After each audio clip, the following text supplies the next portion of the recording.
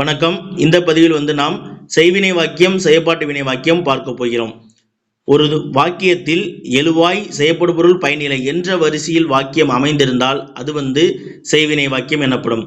இரண்டாவது, செயற்படுபொருளுடன் ஐ என்ற இரண்டாம் வேற்றுமை உருவானது சேர்ந்து வந்தால் அது செய்வினை வாக்கியம். இரண்டாம் வேற்றுமை உருவான ஐ மறைந்து வந்தால் அது தன்வினை வாக்கியமாக இருப்பதற்கான வாய்ப்பு அதிகம். ஆப்ஷன்ல தன்வினை வாக்கியம் இல்லை என்றால் மட்டும்தான் ஐ என்ற வேற்றுமை உருவு மறைந்து வந்தால் நாம் செய்வினை வாக்கியத்தை தேர்ந்தெடுக்க வேண்டும். எப்பொழுது என்றால் அந்த தொடரில் எழுவாய், செயற்படுபொருள், பயனிலை இந்த மூன்றும் வந்திருந்து ஐ என்ற உறுப்பு மறைந்திருந்தால் முதலில் நாம் தன்வினை வாக்கியத்தை தேர்ந்தெடுக்க வேண்டும். தன்வினை வாக்கியம் இல்லை என்றால் மட்டும்தான் செய்வினை வாக்கியத்தை தேர்ந்தெடுக்க வேண்டும். அதே போல ஒரு வாக்கியத்தில் இந்த மூன்றும் வந்திருந்து இரண்டாம் வேற்றுமை உருவான ஐ ஆனது செயற்படுபொருளுடன் சேர்ந்து வந்திருந்தால் செய்வினை வாக்கியம் என்பது சரியான விடை. அடுத்து செயற்பாட்டு வினை வாக்கியம்.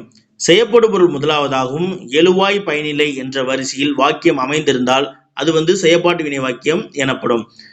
எழுவாயுடன் ஆள் என்ற மூன்றாம் வேற்றுமை உருவும் பயனிலையுடன் படு, பட்டது என்ற சொற்களும் சேர்ந்து வந்தால் அது செயற்பாட்டு வினை வாக்கியம். இரண்டிற்கும் உள்ள வித்தியாசம் என்ன அப்படின்னு சொல்லி பார்த்தோம்னா, செய்வினை வாக்கியம் செயற்படு பொருளை முதன்மைப்படுத்துவதாக அமையும். செயற்பாட்டு வினை வாக்கியம் அந்த செயல் செய்த நபரை முதன்மைப்படுத்துவதாக அமையும். நம்ம இப்ப எடுத்துக்காட்டு பார்ப்போம்.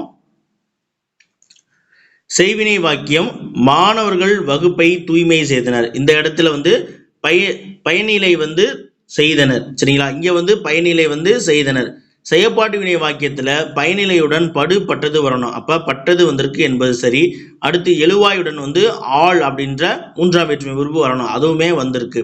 இந்த செய்வினை தொடரை இங்க நம்ம செயற்பாட்டு வினை தொடரா மாற்றிட்டோம். அப்ப இது செய்வினை தொடரா அப்படிங்கிறத நம்ம எப்படி கன்ஃபார்ம் பண்றது அப்படின்னா, எழுவாய் இருக்கு, அடுத்து பயனிலை, இது ரெண்டு நம்ம கண்டுபிடிச்சிட்டோம். செயற்படும் பொருள் எப்படி கண்டுபிடிக்கிறது அப்படின்னா, யாரை, எதை, எவற்றை இந்த வினாக்களுக்கு விடையாக வரக்கூடியது செயற்படும் பொருள். இப்ப மாணவர்கள் எதை தூய்மை செய்தனர் என்றால் வகுப்பை தூய்மை செய்தனர் என்று விடையளிப்போம். அப்ப வகுப்பை என்பது இந்த இடத்தில் செயற்படும் பொருள். இரண்டாவது, இந்த தொடரை நீங்கள் கவனித்தீர்களானால் மாணவர்கள் வகுப்பை தூய்மை செய்தனர் என்று இந்த செயற்படும் பொருளை இந்த தொடர் முதன்மைப்படுத்துகிறது. இங்கே செயல் செய்த நபர்களான மாணவர்களால் அப்படின்ற மாணவர்களை செயற்பாட்டு வினை வாக்கியம் முதன்மைப்படுத்துகிறது. சரிங்களா? அப்ப செயல் செய்த நபரை முதன்மைப்படுத்தினால் செயற்பாட்டு வினை வாக்கியம், செயற்படும் பொருளை முதன்மைப்படுத்தினால் செய்வினை வாக்கியம். சரிங்களா? செய்வினை வாக்கியத்தில் செயற்படும் பொருளுடன் இரண்டாம் வேற்றுமை உருவான ஐ மறைந்து வந்தால் முதலில் தன்வினை வாக்கியமாக இருப்பதற்கான வாய்ப்பு அதிகம். வெளிப்பட்டு வந்தால் செய்வினை வாக்கியமாக இருப்பதற்கான வாய்ப்பு அதிகம்.